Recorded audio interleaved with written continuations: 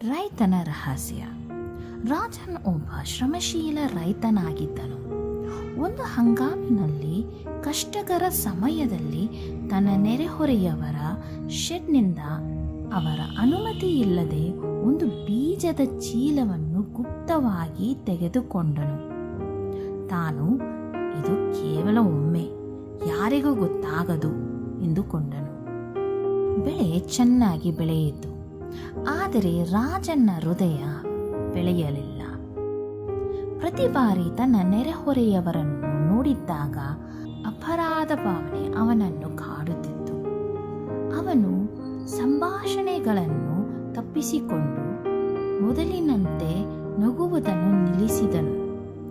ಅವನ ರಹಸ್ಯದ ಭಾರವು ಅವನ ಹೊಳದ ಕೆಲಸಕ್ಕಿಂತ ಹೆಚ್ಚಾಗುತ್ತಾ ಹೋಯಿತು. ಒಂದು ಸಂಜೆ ರಾಜನಿಗೆ ಇನ್ನು ಸಹಿಸಲಾಗಲಿಲ್ಲ. ಅವನು ತನ್ನ ನೆರೆಹೊರೆಯವರ ಮನೆಗೆ ಹೋಗಿ ಒಪ್ಪಿಕೊಂಡನು. ಅಣ್ಣ, ನಾನು ನಿಮಗೆ ಸತ್ಯ ಹೇಳಲೇಬೇಕು.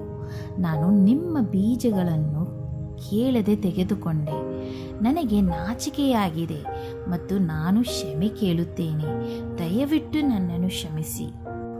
ನೆರೆಹೊರೆಯವರು ಅವನನ್ನು ದಯೆಯಿಂದ ನೋಡಿ ಹೇಳಿದರು, ರಾಜನ್, ನೀನು ಸತ್ಯ ಹೇಳಿದ್ದಕ್ಕೆ ಧನ್ಯವಾದಗಳು. ನಾನು ನಿನ್ನನ್ನು ಕ್ಷಮಿಸುತ್ತೇನೆ. ಮುಂದೆ ಬೇಕಾದರೆ ಕೇಳು, ನಾನು ಸಂತೋಷದಿಂದ ಹಂಚಿಕೊಳ್ಳುತ್ತೇನೆ. ಆ ಕ್ಷಣದಲ್ಲಿ ರಾಜನ ಭಾರ ಕಳೆದು ಹೋಯಿತು. ತಿಂಗಳುಗಳ ನಂತರ ಮೊದಲ ಬಾರಿಗೆ ಅವನು ಹಗುರವಾಗಿ ಭಾವಿಸಿದನು. ಬಹಳ ದಿನಗಳ ನಂತರ ಮೊದಲ ಬಾರಿಗೆ ಕ್ಷಮೆ ಅವನನ್ನು ಮುಕ್ತಗೊಳಿಸಿದೆ ಎಂದು ತಿಳಿದು ಶಾಂತಿಯಿಂದ ನಿದ್ರಿಸಿದನು. ಪಾಠ: ಪಾಪವನ್ನು ಅಡಗಿಸಿಡುವುದು ನಮ್ಮನ್ನು ಸಂಕೋಲೆಯಲ್ಲಿ ಇಡುತ್ತದೆ.